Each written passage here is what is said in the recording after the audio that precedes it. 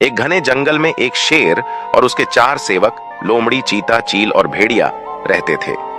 लोमड़ी शेर की सेक्रेटरी थी। चीता राजा का अंगरक्षक था, सदा उसके पीछे चलता। चील दूर दूर तक उड़कर समाचार लाती। भेड़िया गेआरआर मंत्री था।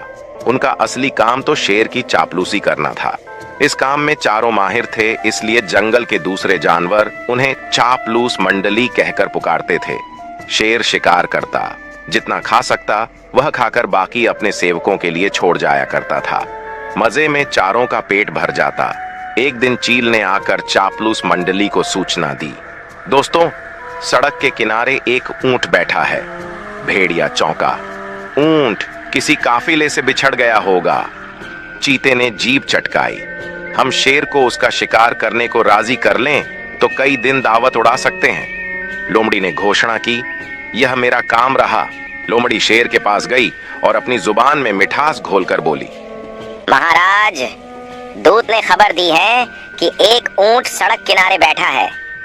मैंने सुना है कि मनुष्य के पाले जानवर का मांस का स्वाद ही कुछ और होता है, बिल्कुल राजा महाराजाओं के काबिल।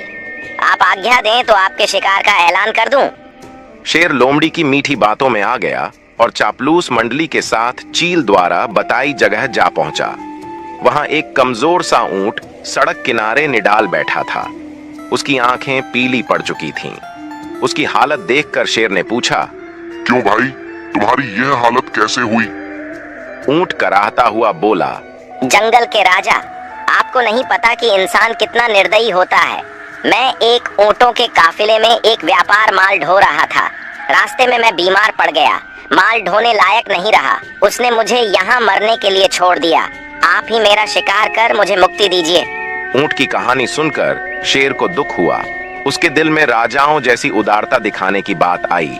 शेर ने कहा, ऊंट, तुम्हें कोई जंगली जानवर नहीं मारेगा। मैं तुम्हें अभय देता हूँ। तुम हमारे साथ चलोगे और उसके बाद हमारे साथ ही रहोगे।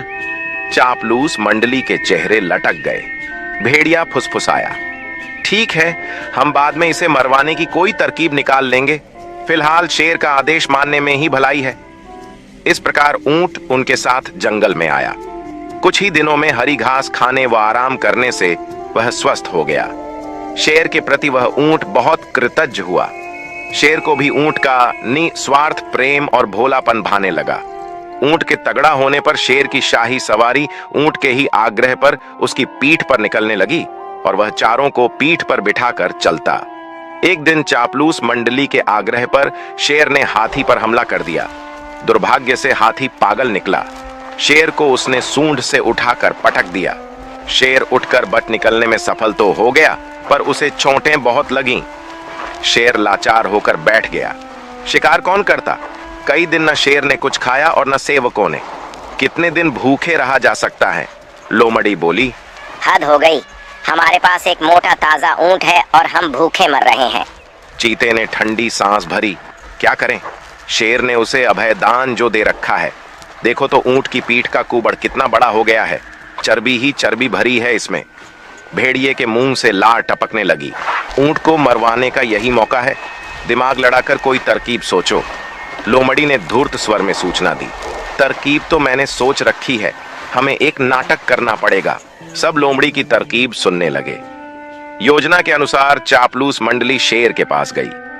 सबसे पहले चील बोली, महाराज, आपको भूखे पेट रहकर मरना मुझसे नहीं देखा जाता। आप मुझे खाकर भूख मिटाइए। लोमड़ी ने उसे धक्का दिया, चल हट, तेरा मांस तो महाराज के दांतों में फंसकर रह जाएगा। महाराज, आप मुझे खाइए। भेड़िया बीच में कूदा, तेरे शरीर में बालों के सिवा है ही क्या? महाराज मुझे अपना भोजन बनाएंगे। अब चीता बोला, नहीं, भेड़िए का मांस खाने लायक नहीं होता। मालिक, आप मुझे खाकर अपनी भूख शांत कीजिए। चापलूस मंडली का नाटक अच्छा था, अब ऊंट को तो कहना ही पड़ा। नहीं महाराज, आप मुझे मारकर खा जाइए। मेरा तो जीवन ही आपका दान दिया हुआ है। मेरे रहते आप भूखों मरें, ये नहीं होगा। चापलूस मंडली तो यही चाहती थी। सभी एक स्वर में बोले, यही ठीक रहेगा महाराज। अब तो ऊंट खुद ही कह रहा है। चीता बोला, महाराज, आपको संकोच न हो तो हम इसे मार दें।